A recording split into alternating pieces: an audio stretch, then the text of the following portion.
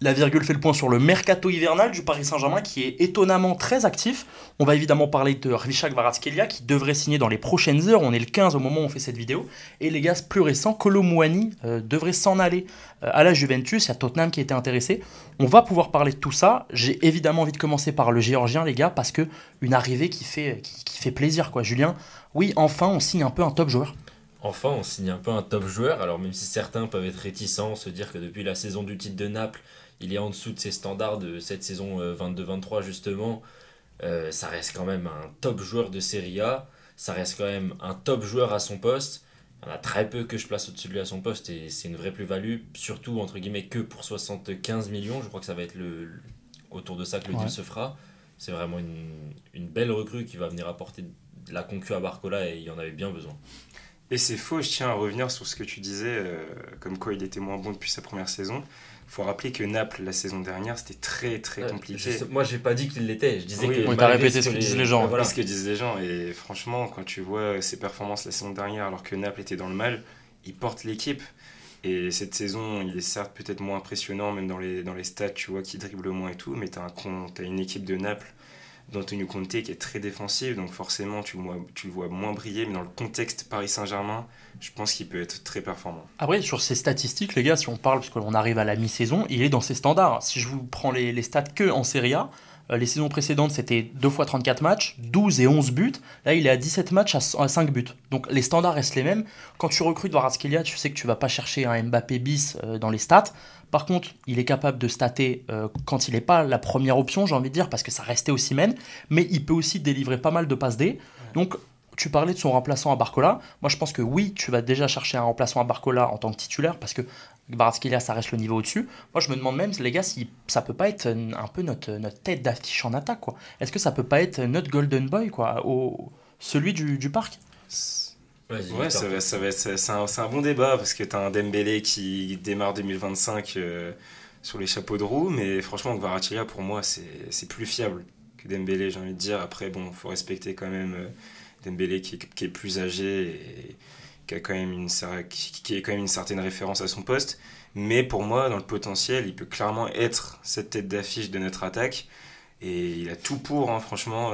Niveau statistique, je pense qu'il peut augmenter encore au Paris Saint-Germain. Et je pense qu'en Ligue des Champions, notamment, ça va être surtout là la différence avec Barcola.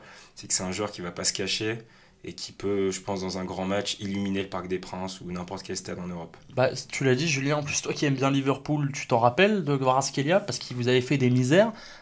Ça reste Liverpool, donc ça s'en sort à la fin. Mais moi, je pense qu'il peut... Ça s'en sort à la fin, mais ça avait perdu le match. Oui, ça avait perdu, mais... Alexander Arnold s'en rappelle. Mais moi, je me dis vraiment, les gars, que depuis... Allez, bon, tu parlais de Dembélé, ce qui est vrai, on va le chercher pour 50. Ça fait des années, en tout cas, c'est la sensation que j'ai, qu'on n'est pas allé chercher un nom comme ça. Est-ce que ça vous rassure sur les intentions du club, sur, même si on va pas fort en Ligue des Champions, la volonté de se bouger? Julien, est-ce que t'es quand même... qu'est-ce que ça sonne chez toi, ce transfert? Ça traduit, je pense, d'une prise de conscience de la qualité actuelle de l'effectif, du fait qu'il y avait un grand besoin de le renforcer, et ce sera encore le cas après l'arrivée de Kvara. Il y a un poste de numéro 9 à combler, il y a potentiellement un défenseur à aller chercher, mais c'est déjà un premier pas vers ce renforcement de l'effectif dont on avait besoin. Et comme tu le dis, c'est en ramenant un gros nom. On n'en avait pas ramené depuis un bon moment, je pense, peut-être depuis 2021 avec les Messi, les Ramos, les Hakimi. Depuis ça, il y a Dembélé à la limite. Ouais, c'est tout. En 2023, mais c'est tout. Et ça fait du bien de voir un gros nom qui débarque et qui peut, comme Victor l'a dit, être la clé du projet, la star de l'équipe, celui qui peut, dès qu'il touche le ballon, faire lever le stade et faire la diff sur un crochet, sur une frappe. Moi, là où je suis content, les gars, c'est que factuellement, c'est un recrutement qui fait du bien parce que quand tu regardes notre attaque, notamment en Ligue des Champions, même si on l'adore, hein, ça devient des chouchous du parc, il y a un mec qui tirait un peu la gueule et qui ne donnait pas satisfaction, c'était Barcola. Barcola était très performant en début de saison en Ligue 1. Là, on arrive à la mi-saison, il peine en Ligue 1, il peine en Ligue des Champions. J'ai l'impression, la recrue parfaite. C'est-à-dire que c'est un super joueur qui va être titulaire dans l'ordre des choses, mais qui va pas non plus mettre Barcola définitivement sur la touche. C'est pas non plus Vinicius encore, hein. Il va fêter ses 24 ans le début février avec Kvaratskhelia. Donc est-ce que Victor, on va pas chercher le complément parfait? Un créateur, un mec très bon techniquement, est-ce qu'il coche pas tout en fait? C'est ça en fait, ce qu'on reproche à Barcola, c'est que il passe plus un dribble en ce moment. Kvaratskhelia, en fait, son jeu est varié, tu vois. Il n'y a pas que le dribble. Il peut centrer, il peut déclencher une frappe de n'importe où. C'est ça qui est bien, c'est un joueur complet et encore jeune. Donc pour moi, la recrue, elle est parfaite. Et je tiens à revenir sur ce que tu disais. Je pense pas que ce soit une prise de conscience du club. Je pense que Luis Enrique a toujours voulu des gros joueurs. Juste que la politique actuelle du club, c'est pas de dépenser des sommes ahurissantes pour les joueurs. Et là, on voit bien, on donne pas souvent raison à Luis Campos, mais que sur ce coup-là, il a été bon. Alors, parce que l'été, on parlait de sommes 120, 130 millions pour Guevara. Là, aujourd'hui, on va le chercher pour 70. Donc, je tiens à féliciter le club quand même sur ce coup-là. Ouais, ça fait plaisir. Moi, surtout, les gars, là où je suis content, c'est que j'ai vraiment la sensation que mon club progresse. Ça fait un moment que tu te dis, putain, on a des manquements devant. Chaque mercato, on se dit, bon, on a des lacunes. Il y a quelques années, c'était derrière. Il y a encore peu de temps, c'était au milieu de terrain. Là, est-ce que, Julien, on n'envoie pas un message, de 1 à nos joueurs, et de 2, à l'Europe, je dose, hein, et le Real Madrid va pas trembler parce qu'on a signé Guevara, mais à ses supporters, en tout cas, comment tu reçois la chose? Je sais pas trop comment dire, parce que certes tu signes un gros nom, mais pour moi ça reste encore insuffisant. On Ouais. se rapproche encore pas des gros effectifs européens, pas d'un effectif du Real, pas d'un effectif du Bayern, de ces grosses équipes qui performent. Mais on peut s'en rapprocher, on peut espérer s'en rapprocher à long terme. C'est un début, et à voir ce que ça va donner par la suite. Maintenant, il faut une continuité, il faut une cohérence dans le recrutement, et il faut que Luis Enrique, ses envies, ses choix, soit respecté par la direction. Il faut qu'il y ait cette vraie concordance entre Campos et Enrique pour que ça fonctionne. Moi, là où je te coupe, Victor, là, moi, je suis content, c'est que je trouve que l'attaque, en tout cas, que j'ai en tête, Kvara, Gonzalo et Dembélé, moi, c'est un trio qui, en tout cas, dans ma tête, fit bien. Ouais, mais pour moi, on peut en citer beaucoup des trios offensifs au-dessus en Europe. Et Oui, c'est bien pour ça sûr. que je dis qu'on se rapproche pas encore de Mais ça reste mieux, quoi. ces Après, trios-là. on l'a pas vu encore, notre trio. Mais Oui. c'est sûr que tu upgrades en termes de qualité, et sur le papier, oui, ton attaque est upgrade entre guillemets. Franchement, pour moi, tu vas chercher un autre 9, un top 9, tu as une attaque vraiment très très bonne. Hein. Moi, je pense crois en Ramos. Hein. Je crois en Ramos, mais pour moi, faut pas non plus lui donner. Faut pas faire l'erreur qu'on a faite avec Barcola, Ouais, par mais exemple, de lui laisser le poste à lui tout seul. Tu vois. Ouais, mais je trouve l'idée bonne si c'est vraiment le cas. Ça parle du recrutement d'un neuf seulement pour cet été. Ouais. Et je trouve que c'est bien pour jauger où va en être Ramos dans 6 mois. Jauger qu'est-ce qu'il faut, s'il y a vraiment besoin de quelqu'un, s'il faut une doublure à Ramos juste pour le suppléer parce qu'il fait largement le taf en tant que titulaire. Si justement Ramos doit devenir la doublure. Donc c'est bien de laisser ces 6 mois pour jauger. Et là où je suis content, c'est qu'on va chercher Guevara cet hiver parce qu'on en avait besoin. Il fallait quand même un peu de tonus, notamment côté gauche. Et tu fais bien. Là où moi je suis encore content, c'est qu'on va laisser le temps à Gonzalo Ramos parce qu'on a quand même d'autres opportunités. Ça parle de Désiré Doué dans le cœur du jeu. Bon, de là à le faire jouer 9, je pense pas. Ça parle de la réutilisation d'un faux numéro 9. Oubliez pas aussi, les gars, il y a aussi Xavi Simons qui, on peut peut-être se dire, bon, on attend, on va temporiser, on envoie Colorant prêt. Si jamais le néerlandais veut partir, on fait rentrer des liquidités. Mais il y a quand même quelque chose à aller chercher. Il y a une attaque qui est en train de définitivement se mettre en place. Et pour cette fin de saison, si Luis Enrique veut vraiment repasser avec ce faux neuf, pour moi la solution Guevara existe aussi. On l'a moins vu jouer à ce poste-là, mais avec la Géorgie, on le trouve souvent très axial. Il est capable de se transformer en vrai numéro 9 pour finir certaines occasions. Ça peut offrir à Barcola l'opportunité de continuer à jouer à gauche lors de certains matchs où Guevara serait placé faux neuf. Donc c'est aussi ça qui est positif dans le recrutement de Guevara, c'est sa polyvalence. C'est une option, bien évidemment. Après, je trouve que ça serait quand même gâcher ses qualités de mettre. Ah non, je parle pas de le mettre. Ouais, bien sûr, il jouerait majoritairement à gauche, mais si des fois tu as besoin de faire tourner, si Ramos se répète, si Ramos n'est pas convaincant, tenter Guevara faux neuf pour redonner du temps de jeu à Barcola, ça peut aussi être une. Ouais, je suis d'accord, mais après, tu l'as vu tellement performant avec un neuf, Guevara, avec Osimhen, quand même, la connexion était folle. Ça, c'est sûr. Que t'as envie de revoir ça avec Ramos, on espère. Après, le profil d'Osimhen, bon, au Paris Saint-Germain, on l'a pas, même si j'arrive quand même à avoir des facultés en commun avec Ramos. Un mec qui peut être servi de le jeu de tête. Moi, je pense sincèrement que Ramos a l'instinct du finisseur. C'est ça, un vrai renard. Ouais, un mec c'est qui ça. est là pour finir. Et tu l'as vu, hein, notamment sur leur campagne en Ligue des Champions, il y a 2 ans maintenant où ils prennent le titre. Les gars, il y a une doublette qui marche, mais Guevara, il marche individuellement. Et surtout, là, j'ai encore les stats sous les yeux, il envoie quand même 10 passes D en Serie A. Franchement, quand tu vois ce Paris Saint-Germain-là, t'as Dembélé aussi, mais Guevara va pouvoir se faire plaisir, quoi. Ouais, vraiment. Il y aura les espaces pour briller. Et on espère qu'il aura la connexion avec Ramos, une connexion avec Ramos qui sera aussi efficace que celle qu'il avait avec Osimhen, puisque c'est tout ce dont on a besoin au final. Et moi, il y a un truc là où je suis content aussi, c'est que pour avoir pas mal regardé Naples, Naples n'a pas trop la possession. Naples, c'est une équipe qui joue un peu à reculons, qui profite des ballons qu'ils ont. Je pense notamment au match contre l'AC Milan, là, où il y a quelques temps, c'était à l'image de leur saison.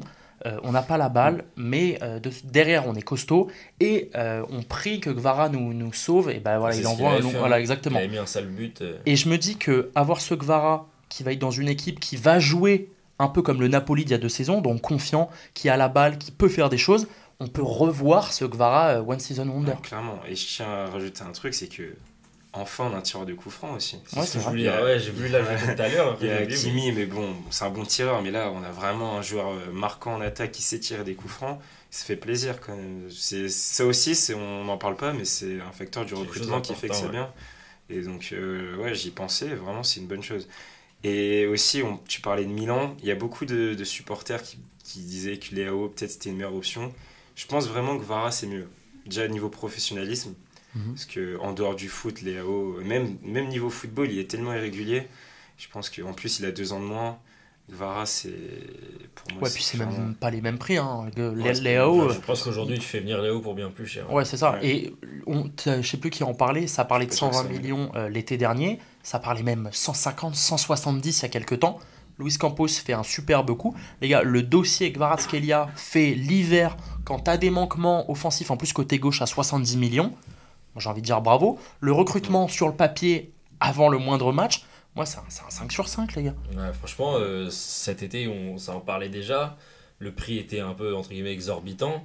Conte a dit il bougera pas, il prolongera. Ils étaient bien sûrs d'eux. Je pense que Gvara dans sa tête, il savait déjà qu'il prolongerait pas.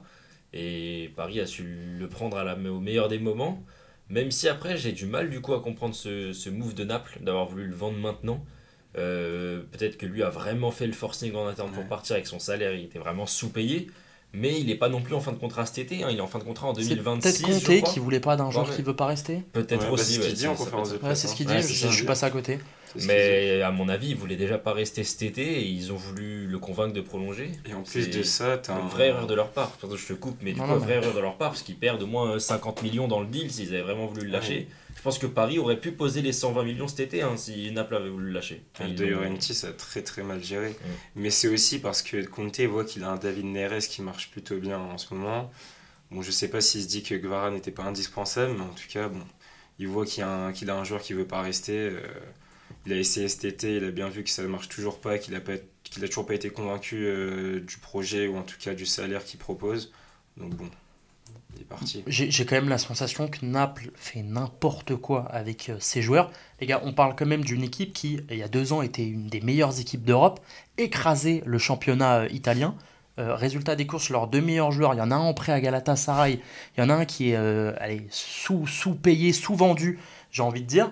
De Laurentiis à vouloir faire la mafia napolitaine, il perd les gars, il perd et Paris en profite.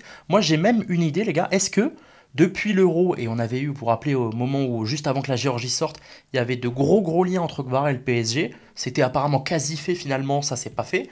Est-ce que les liens n'ont jamais été rompus et en fait Luis Campos et le camp Gvara se disent ok, on va penser à cet hiver. Gvara avait déjà dit oui pendant l'Euro apparemment, hein, Fabrizio, Hawkins, etc. Donc, est-ce que c'est pas en fait la suite logique bien négociée par Paris ? Pour moi, c'est un coup très bien géré de bout en bout. Ils avaient prévu leur coup et ça a fonctionné. Tant mieux pour nous, pas pour Naples, parce que à vouloir ne pas prolonger leur joueur et lui offrir un salaire qu'il méritait amplement, ça s'est retourné contre eux. Mais ouais, à mon avis, déjà cet été, Gvara aurait pu signer au PSG. Campos savait qu'en patientant, il pourrait poser bien moins que 120 millions.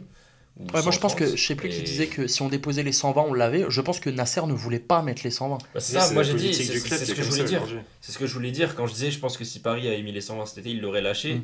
C'est que Paris a pas voulu, mais que d'un autre côté, Naples voulait peut-être pas aussi le lâcher. Parce que Conte était très formel cet été à son arrivée et disait toujours il va prolonger, il va rester. Donc je pense qu'il y a eu un peu des deux côtés. L'un qui était réticent à mettre les 130, l'autre qui était aussi réticent à le lâcher. Et... J'ai envie de revenir sur la gestion catastrophique du Napoli, c'est que selon ses sorties, selon Fabrizio Romano, et même je crois que c'était repris par des médias français, mais c'est qu'en mai dernier, on voulait lâcher quand même 200 millions pour le duo Gvara, un truc comme ça. Gvara-Osimhen. Quand tu vois, si c'est vrai en tout cas et que De Laurentiis a refusé ça, c'est catastrophique quand tu vois la situation aujourd'hui. Après, on sait que les présidents, et notamment italiens, il y a beaucoup d'ego qui rentrent en jeu. 200 millions, tu refais une équipe. Surtout De Laurentiis. Ouais, c'est clair. Il y a la Lazio qui est un peu comme ça aussi. Franchement, les gars, c'est dans la continuité. Rappelez-vous, on avait fait le forcing pour Alan, qui finalement, je crois que l'été d'après, part pour la moitié du prix à Everton. Koulibaly, pareil, avant qu'il file à Chelsea, 1 ou 2 années avant, on le voulait. Ça parlait de 70-80. Franchement, c'est juste un président qui n'arrive pas à se moderniser et qui va dans le mur et qui se fait avoir, et tant mieux. Tant mieux pour nous. Moi, je suis content, les gars, aujourd'hui, de me dire que Paris va dans le bon sens. Moi, j'en avais marre des recrutements où on balance les 2 fois 50 millions, notamment au milieu de terrain, pour avoir 2 joueurs moyens plus. Je m'étais plaint la première saison d'un Vitinha, bon, c'est quand même vachement mieux aujourd'hui, mais je suis au moins content qu'on balance une somme pour aller chercher un profil que tu connais. Et là-dessus, je pense que Luis Enrique et Luis Campos ont fait juste une masterclass. Oui, parce que pour moi, malgré son jeune âge, malgré le fait qu'il ait joué entre guillemets qu'à Naples, on peut pas dire ouais, parce que là il franchit un cap, il va découvrir une compétition qu'il a jamais découvert, un niveau qu'il a jamais découvert. Il a remporté la Serie A avec Naples, qu'en termes de niveau de jeu est largement équivalent à la Ligue 1. Je pense même qu'il peut se balader en Ligue 1. Puis il a failli emmener Naples en demi quand même. Il a eu un parcours en Ligue des Champions avec Naples. Il sait ce que c'est que d'aller gagner face à Liverpool. Il a cette expérience malgré son jeune âge. Et donc c'est pas non plus un pari pour un mec qui quitte pour la première fois le club dans lequel il s'est révélé. Enfin, surtout qu'on parle d'un gamin qui vient de Géorgie. Je crois que c'est 12 millions le transfert. Là, il part pour 70. Les gars, l'adaptation la plus dure, je pense que c'est faire Géorgie-Naples. Et il l'a très bien fait. Première saison, faire ce qu'il a fait. Le fait que la saison du titre soit sa première saison à Naples, ça paraît indécent. Ouais, on aurait dit il assumait les responsabilités d'un mec qui était là depuis 10 ans et il a porté tout, enfin pas presque tout seul, parce qu'il y a quand même Osimhen et une équipe derrière. Il a porté à bout de bras Naples vers le titre et vers un beau parcours en Ligue des Champions. C'est pas pour rien qu'on l'appelait Gvara de nain. Bon bah voilà, on a fait le tour pour parler de la nouvelle recrue du Paris Saint-Germain.